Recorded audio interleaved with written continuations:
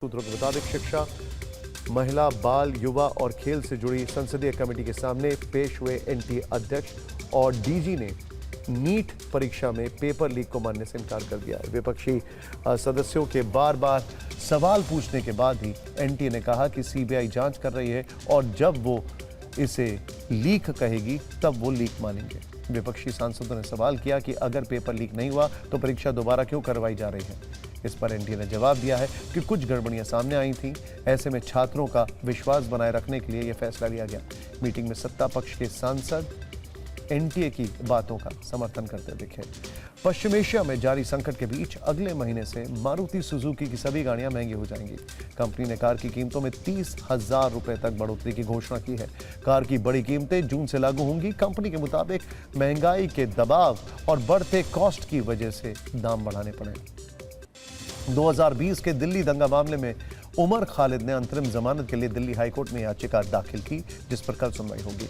Karkardooma court ने उमर की याचिका खारिज कर दी थी। अर्जी में उमर ने बीमार मां की देखभाल की दलील दी है। 2 दिन पहले ही सुप्रीम कोर्ट ने यूएपीए के मामलों में लंबे समय तक जेल को असंवैधानिक बताया था।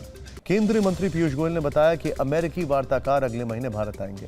इस दौरान दोनों देशों के बीच व्यापार और आर्थिक मुद्दों पर चर्चा होने की संभावना है। अपनी प्रेस कॉन्फ्रेंस में उन्होंने पीएम मोदी को गद्दार कहने पर राहुल गांधी को टारगेट किया।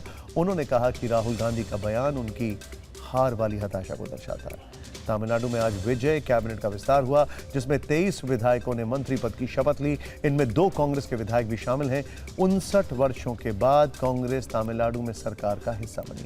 पश्चिम बंगाल सरकार ने अपने कर्मचारियों के लिए नई सख्त गाइडलाइन जारी की है, जिसमें बिना अनुमति मीडिया से बातचीत और सरकारी दस्तावेज साझा करने पर रोक लगाई गई है। सरकार के इस फैसले पर टीएमसी सांसद अभिषेक बैनर्जी ने कटाक्ष किया। उन्होंने कहा, सरकार के सर्कुलर में कर्मचारियों के लिए पूर्ण प्रतिबंध वाली वार्निंग है।